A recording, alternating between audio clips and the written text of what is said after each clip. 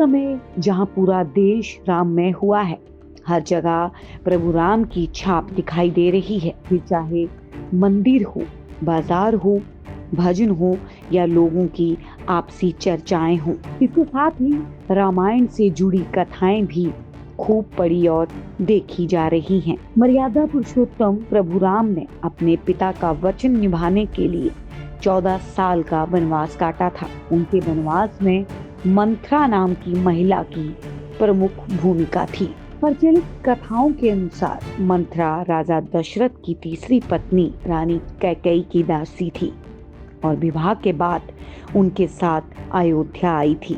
लेकिन कुछ जगहों पर ऐसा भी उल्लेख मिलता है कि मंथरा रानी कैकेयी की रिश्तेदार थी और उनका पूरा नाम रेखा था। कैकेयी के पिता के भाई बृहदक्ष की बेटी रेखा और कैकेयी बचपन से ही अच्छी दोस्त थी। रेखा बहुत बुद्धिमान थी, लेकिन उसे बचपन में एक रोग हो गया था। इस रोग के कारण उन्हें बहुत गर्मी लगती थी और प्यास से वे तड़प उठती थी। एक दिन ऐसे ही जब रेखा को बहुत तेज प्यास लगी तो उन्होंने इलायची, मिश्री और चंदन से बना हुआ शरबत पी लिया। शरबत पीते ही उनके शरीर के सभी अंगों ने काम करना बंद कर दिया।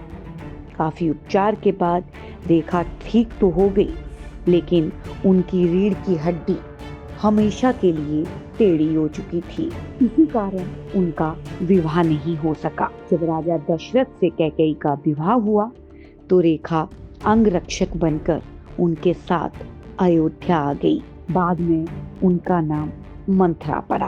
कथाओं के अनुसार कैकेयी राजा दशरथ के साथ एक युद्ध में गई थी और इस युद्ध में कैकेयी ने राजा दशरथ की जान बचाई थी। तब राजा दशरथ ने उनसे 2 वरदान मांगने के लिए कहा। रानी ने कहा कि मैं ये वरदान समय आने पर मांग लूंगी। जब कई सालों बाद श्री राम के राज्याभिषेक की बात चली तो मंथरा ने रानी कैकेयी को प्रभु राम के खिलाफ भड़काया और उन 2 वरदानों की याद दिलाई। मंथरा की बातों में आकर रानी कैकेयी ने राजा दशरथ से 14 वर्ष का वनवास और भरत के लिए राज्य मांगा। पिता दशरथ के वरदान खाली न जाए, इसीलिए भगवान राम ने 14 वर्ष का वनवास पूरा किया। आप देख रहे हैं सौगंध टीवी, सौगंध वतन की।